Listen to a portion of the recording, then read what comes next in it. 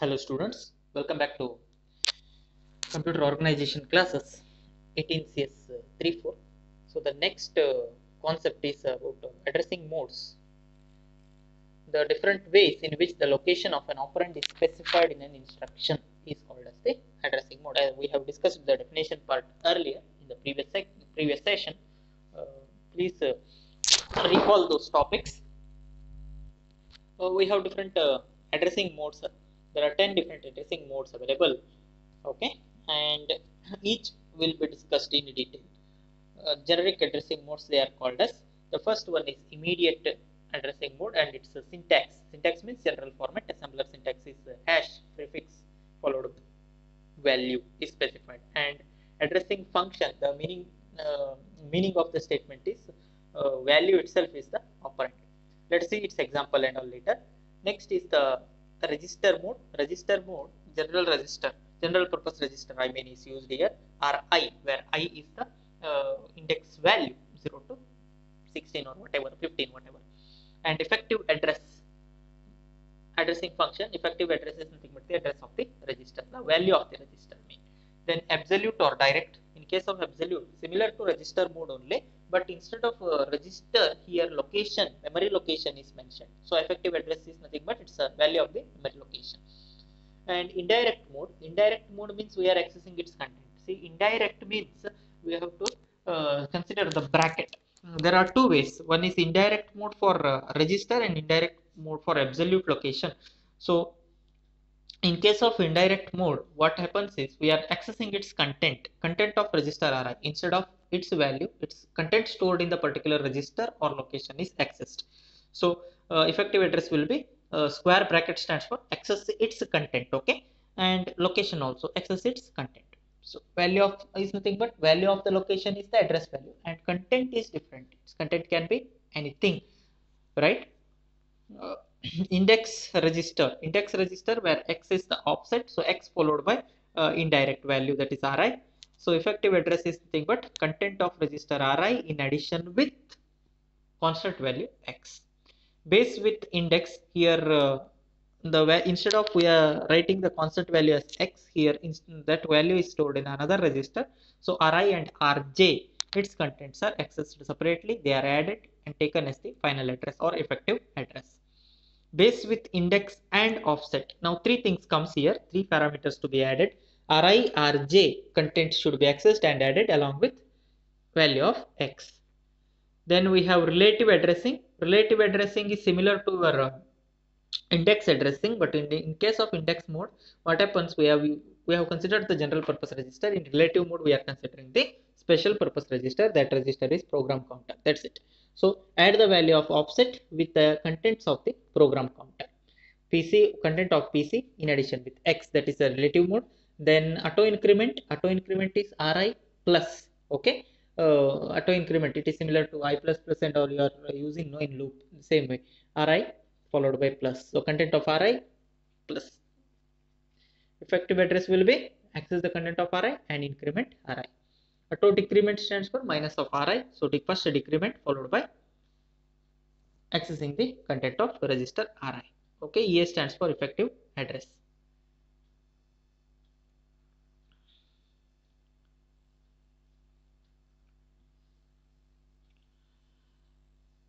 So implementation of the variable and constants. So variable is represented by allocating a memory location to the hold its value. So variable is the one which is represented by allocating a memory location to hold its value.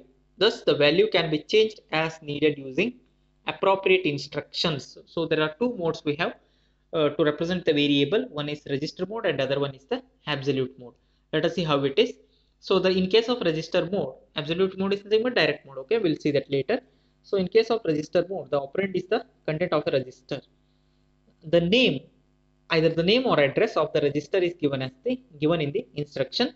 Registers are used as temporary storage locations where the data in the register are accessed. So example, general example what we have considered earlier, move r1 comma r2, add r1 comma r2. What this represent, what it represents, move r1 comma r2, R1 and R2 are two general purpose registers. Contents are being transferred from, listen carefully, contents are being transferred from source to destination. Leftmost is the source, rightmost is the destination. So R1 is source, R2 is the destination. Move the contents or copy the content or transfer the content from R1, register R1 to register R2. Okay, that is the register mode. Next we have the direct mode. See the difference between register mode and direct mode. Instead of move R1 comma R2, concentrate on the thing what I am highlighting. See this one, move LOC comma R2 is written. Move LOC comma R2. What is LOC? LOC is the memory location. So what is the difference between R1 and LOC then? In case in the previous example, instead of LOC, R1 is taken, right? R1 stands for a general purpose register. LOC is any random location, memory location. So the difference between the direct mode and register mode is, in case of direct mode, instead of copying the content from register to register, or instead of let us say in general, so instead of performing the operations between register, what we are doing, we are doing the operations between any kind of operation, maybe addition, subtraction, data transfer, whatever. We are doing it from between the location and a general purpose register. Okay, or between two locations also. That is the direct mode. Whereas in case of register mode, all the operations should be performed between registers only. If you used one, if you have used any of the memory location, then it will be, it's considered as different kind of addressing mode only. But it will be valid, but there are different ways. Okay, different kinds of. We are just classifying the ways of representing the operand. That's it. Nothing else. No need to get confused. No need to get worry. No need to worry and all.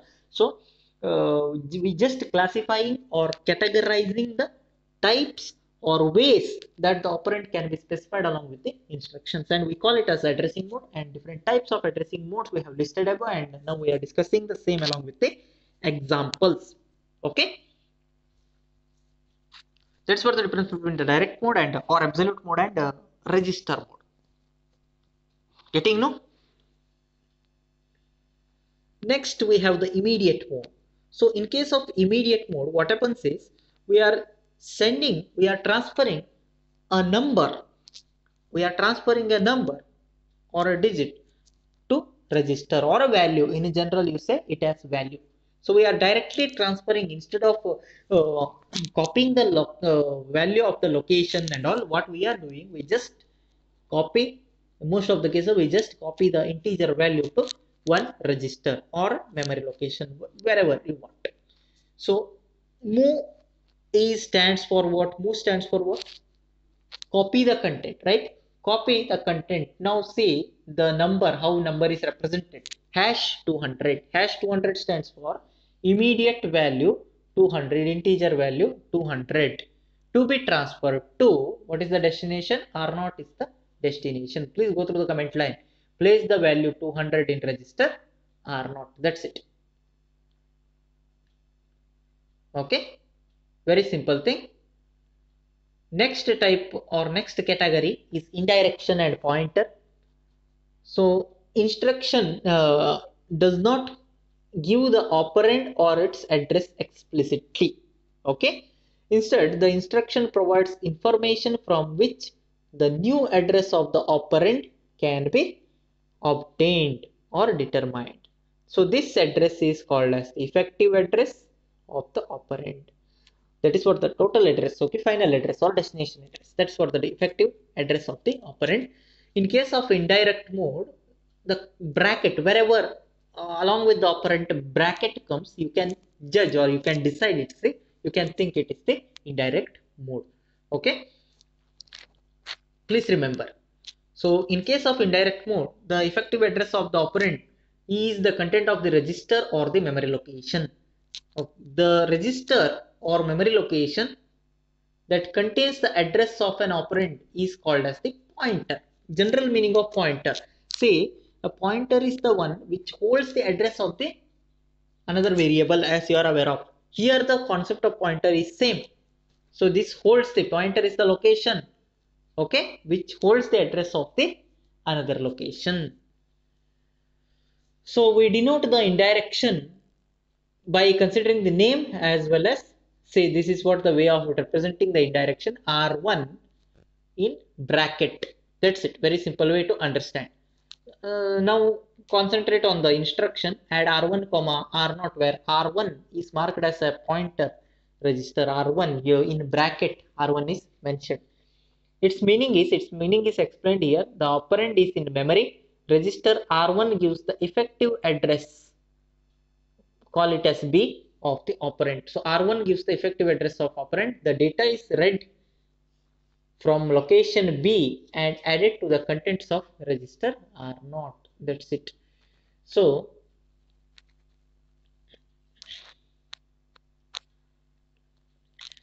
what happens here is add R1 comma R0. You are not accessing the your content. Of course, you are accessing the content of R1, but what is the content of R1? R1 contains address of another operand. Which one? Which operand? Say R1 contains address of B. Can you see the label B here? Getting no? So instead of adding, suppose R1 is containing 1000, you don't have to add an integer value 1000 to register R0. You are not doing that. Now what you are doing? You are looking to the location 1000. Say B is the location which value is 1000 and the operand stored inside B, that is inside 1000, is say 10. 10 is the operand stored inside 1000. So what you are doing? You are adding 10 to R0. That's it.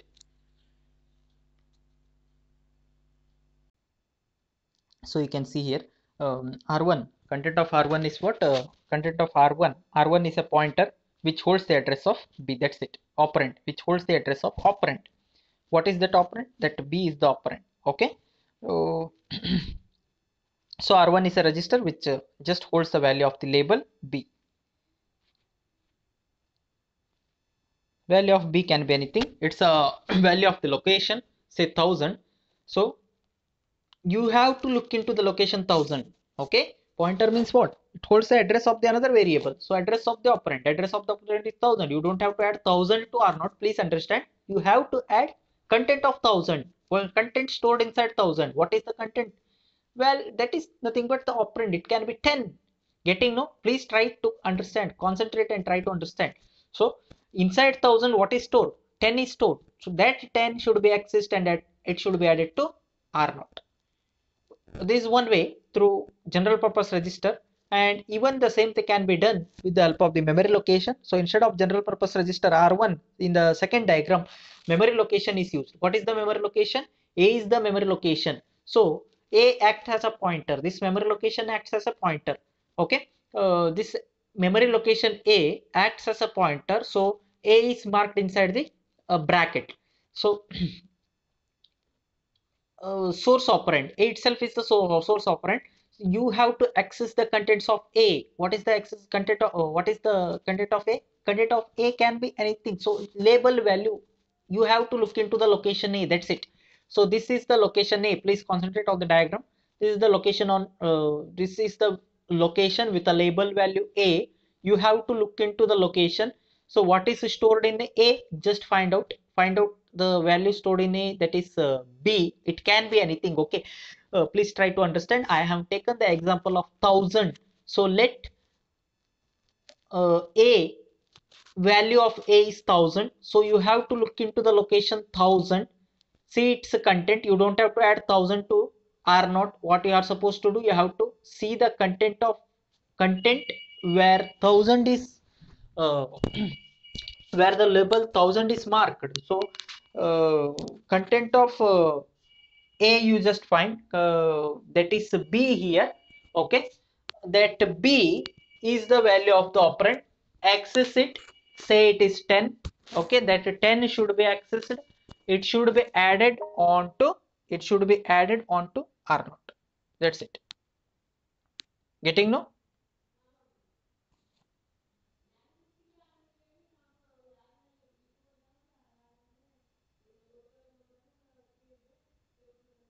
Getting no? Is there any doubt or confusion? Please ask. Please ask if there any doubt or confusion. Please feel Feel free to ask. Okay, so content of A you are supposed to look into, and that content should be added to R0. That is what indirection. Okay,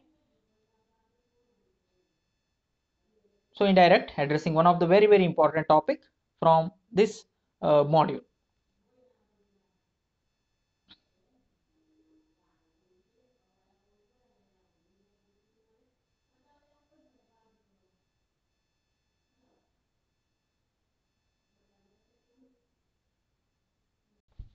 Now concentrate here. This is the example what we have considered earlier in the previous session. Addition of first n natural number or first 10 number, whatever. So it is done with the help of, the first example was using straight line sequencing, and second example we have considered by using concept called as branching. So this branching we are doing now. So just a recall, earlier we have left some instruction and we just made the statement, right? Inside the loop, just recall, inside the loop we made a statement saying find the next number and add the next number to the existing content, right? So now we are writing the instruction how to find the next number and how to add the next number to the existing content of the register. It is done with the help of the indirection as well as pointer here, since we are discussing about that topic. So here the programming example is, please remember this program is there in assembly language. So first is the move instruction, which does the copy operation from n to r1, where n is the number of value of n is what? N stands for how many numbers you want to add. It can be 10 or 100, right?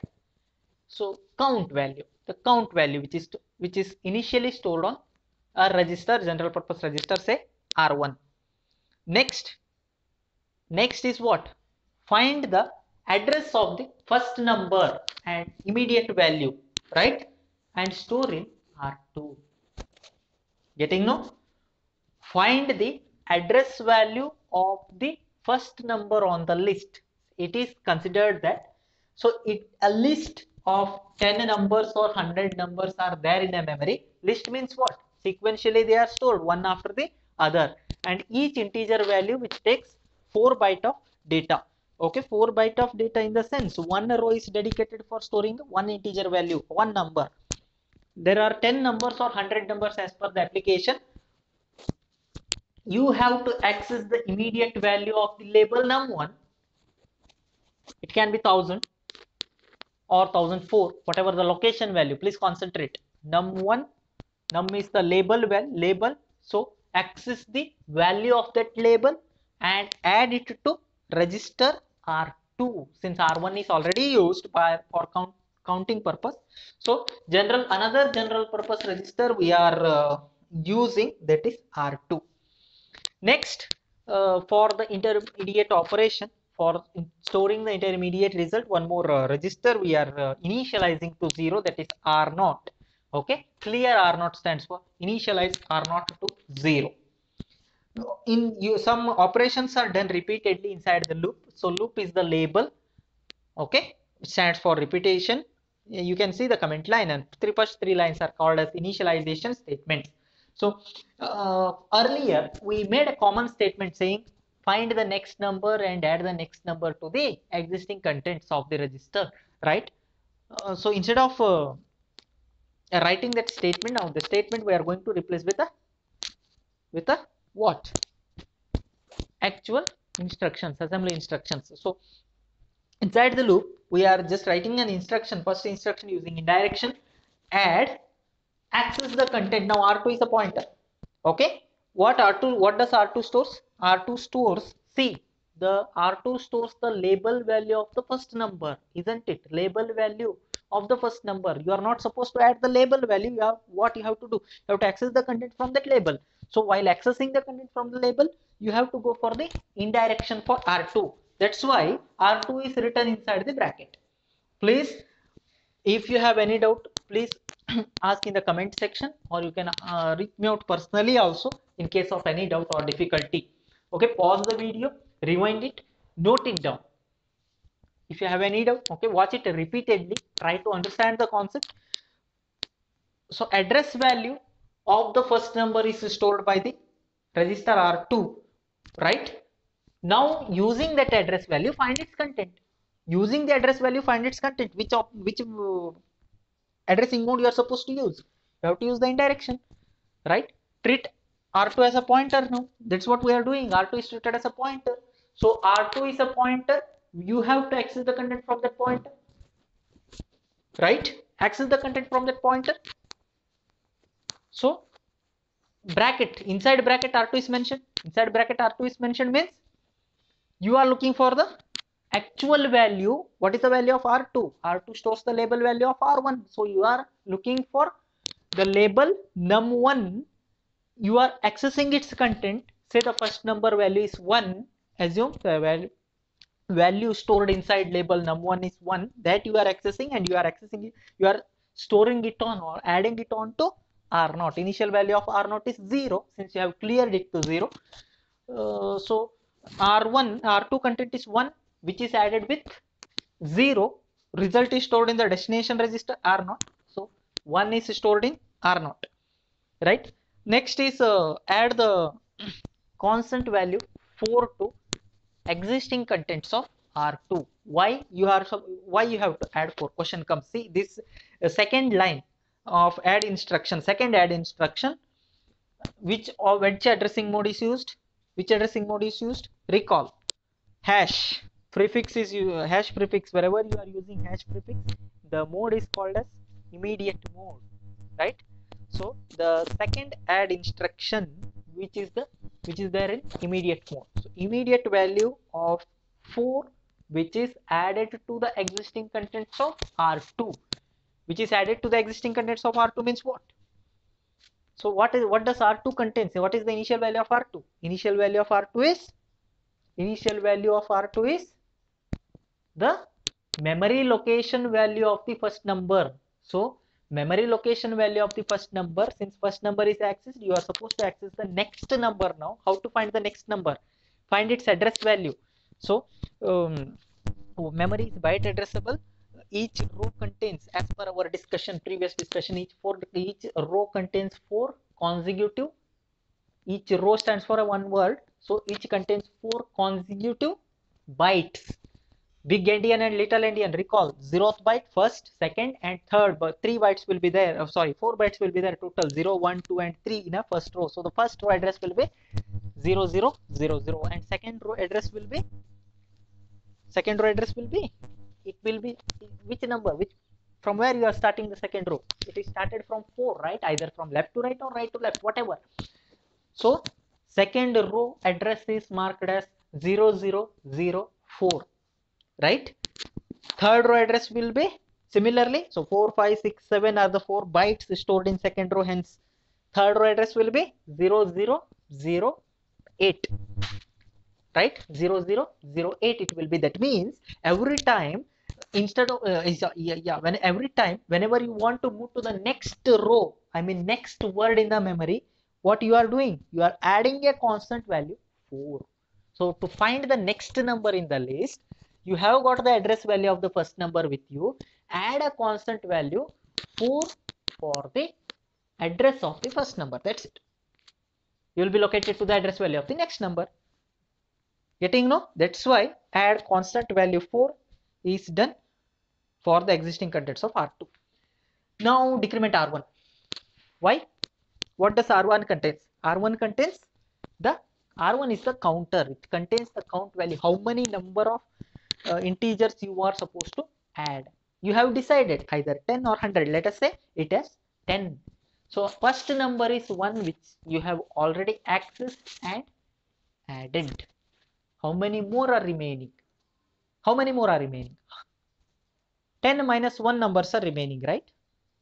Since one number is already accessed out of 10, so 9 more are remaining. That means from the existing content, 10 decrement the existing content by 1.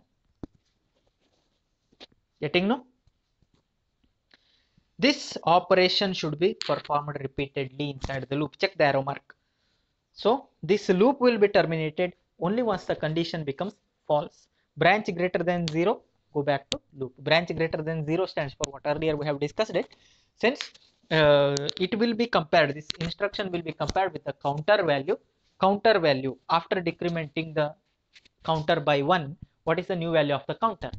We have assumed there are 10 values you want to add, so out of 10 1 is decremented, so 10 minus 1, that is 9. 9 greater than 0, go back to the location loop, perform the task repeatedly.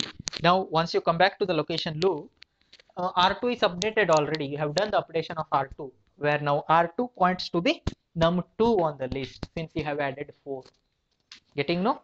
Access the content of num2 now. Its meaning is add num2 with R0. Let us say num2 value is 20, num1 value was 1.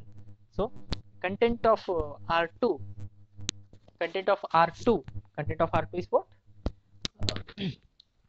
Its content value is nothing but address value of num1, sorry, num2. Now earlier it was num1 for the first iteration. In this iteration it is the address value of num2. You have to look into the location num2, check what is stored inside num2. What is stored inside num2? Now let us say 20 is stored inside num2. That 20 is accessed. It is added with existing content of what? R0. So R0 existing content is what? 1 now.